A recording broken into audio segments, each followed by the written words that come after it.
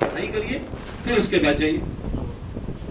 तो एक भ्रांति मन से निकालिए। देखो, जब मैं 2011 में यहाँ पर आया था और तब मुझे एक कहावत सुनाई पड़ी थी कि यहाँ के बच्चों को, गौरव सर ने कहा था उस समय, कि यहाँ के बच्चों को पहले आदमी बनाना पड़ेगा फिर पढ़ाना पड़ेगा। पहले ही दिन उनको लेके आए थे, एक बच्चे से ऐसे विवाद हो, और सच में यहाँ पे कोई माहौल नहीं था। बनते बनाते इतना माहौल बना कि एक समय लोग ये कह रहे थे कि कुछ भी हो जाए कुंडा से सिलेक्शन नहीं होगा। फिर जब यूपीपी का सिलेक्शन हुआ, जीडी का सिलेक्शन हुआ, एक बच्ची बैंक के क्लर्क में निकली, तो लोगों के मन में ये हो गया कि चलो अब ये हो जाएगा, अब सीएचएसएल कभी नहीं निकलेगा। फिर अभी सीएचएसएल अगर विनीत ने दे दिया कि कुंडा के बच्चे सेलेक्ट हो सकते हैं, तो अब लोग एक नई अफवाह उड़ाएंगे कि कुंडा से सीजीएल नहीं हो सकता। जब भी कुछ आप नहीं कर पाओगे, अफवाह तो उड़ेगी, लेकिन उस पर आपको ध्यान नहीं देना है। एक छोटी कहानी सुनाता हूं, बस उसी के बाद एंड करेंगे। आपने दोनों लोग को सुना कि नहीं सुना? आपको ऐसा लगता है कि मतलब सिलेक्शन के लिए कोई जगह जरूरी होती है क्या? क्या ऐसा है कि दिल्ली जाओगे तभी सिलेक्शन होता है? नहीं, कहीं पर भी सिलेक्शन, सफलता किसी जगह की तलाश नहीं करती कि आप वहां जाओ तो सिलेक्शन होता है। ऐसे हो तो सब घर बार बेच करके चले ना जाए दिल्ली। अगर जगह से ही सिलेक्शन हो रहा होता तो हम भी, मुंबई से हो रहा है तो मुंबई में भी अपना पैसा वैसा कैसे लगा करके रह लेंगे। जगह से नहीं होता बच्चे, कंसिस्टेंसी से होता है, लगातार आप लगे हैं कि नहीं। और दूसरी बात, लक्ष्य तय किया। मैं क्यों डांटता रहता हूं कि अपना लक्ष्य लिखो, मैं क्यों डांटता रहता हूं सिलेबस लिखो। जब तक लक्ष्य नहीं है तब तक कहां जाओगे पता ही नहीं चलेगा तुम, और भटक जाओगे। मैं बार बार कहता हूं, तुम जिस सड़क पे दौड़ रहे हो ना, वो बहुत ही वीरान है और आगे टारगेट यही मिलना है, लेकिन इसी सड़क के जस्ट बगल में जो गलियां निकली है ना, बड़ी सुहावनी है, बढ़िया पेड़ लगे हुए हैं, उसमें देखने में इतनी बढ़िया लगती है कि लग रहा है कि इधर से चले जाओ तो जल्दी सिलेक्शन मिल जाएगा। लेकिन वो सब भटकाव है। अगर मान लीजिए आप बगल वाली सड़क पे चले गए, तो हो सकता है आप वहां निकले जहां से शुरू किया था उसके भी पीछे। तो आपको भटकाव के 100 विकल्प मिलेंगे, लेकिन आपको यही जो अकेले दौड़ रहे हो जिस सड़क पे ना, इसी सड़क से सफलता मिलेगी। तेज दौड़ोगे जल्दी मिलेगी, धीरे दौड़ोगे तो थोड़ी देर में मिलेगी, लेकिन लगातार लगे रहोगे तो सफल हो जाओगे। जगह नहीं ढूंढती सफलता, बच्चों ने सिद्ध किया है। आज ये कुंडा के लिए बड़ी अच्छी बात है। मैं तो ये कहूंगा कि कुंडा के लिए प्रेरणा, अगर विनीत बन रहे हैं तो आप में से भी कई लोगों की जिम्मेदारी है कि जो कुंडा के छात्रों के लिए प्रेरणा बनो। आप में से सबका नैतिक दायित्व है। मैं खास तौर पे इन बच्चियों के लिए बोलता हूं कि आपके लिए तो बहुत बड़ा चैलेंज है। आपकी सफलता पता नहीं कितने बच्चियों को घर से निकलने के लिए प्रेरित करेगी। एक सफलता मात्र नहीं है।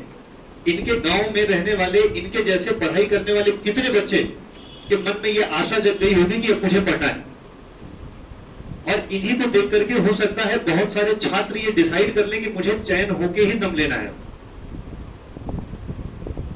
मानते हो कि नहीं मानते हो? मोटिवेशन। एक और बात ध्यान रखना आखिरी, कि जब भी कभी लक्ष्य बनाओ तो उसके पीछे तुम्हारा वो मोटिवेशन, जो प्रेरणा होता है ना, वो जरूर होना चाहिए। डीएम को देख के डीएम बनना है तो ये बहुत दिन तक नहीं चलेगा।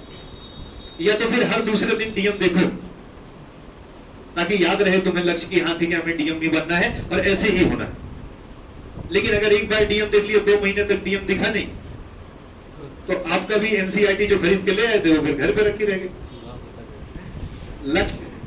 लक्ष्य जब भी बनाओ, मोटिवेशन बड़ा स्ट्रॉन्ग होना चाहिए।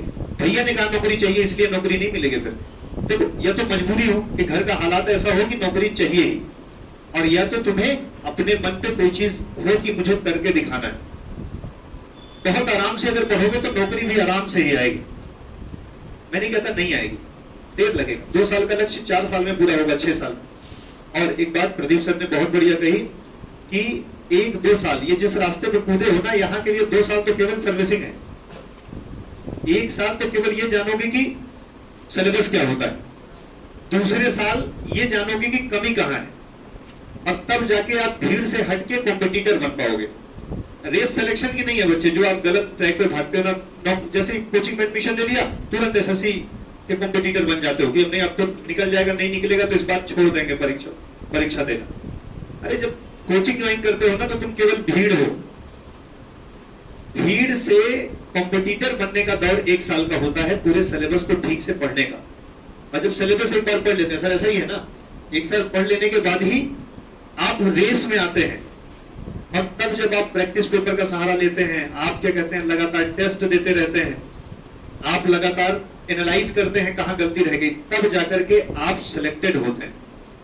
तो जो आप एक आध साल पढ़ के हिम्मत हारते हो, हमसे कहते हो कि सर अब बहुत हो गया, 1 साल पढ़ लिए हैं, क्या करें, तो आप तो भीड़ थे और भीड़ से ही भाग गए, भीड़ में ही शामिल हुए थे और भीड़ से ही निकल ली। तो भीड़ से पहले रेस में आओ, भीड़ से जब रेस में आओगे, रेस के बाद चयन की प्रक्रिया है। तो ये टाइम टेकन है। सफलता विकास एक निरंतर चलने वाली प्रक्रिया है, धीरे धीरे होगा। सहमत हो? कितने लोग ऐसे हो जिनको ये लगता है कि 2023 में सिलेक्शन लेना ही है, अगर वैकेंसी मिल गई तो? हाथ उठाइए। अच्छा, कुछ ऐसे हैं क्या जो 2024 और 25 देख रहे हैं? नहीं। ध्यान रखो, लक्ष्य जब तक निर्धारित नहीं करोगे काम नहीं होगा। ठीक है, तुम्हें अगर लगता है कि 2025, लेकिन आप 24 को छोड़ो नहीं।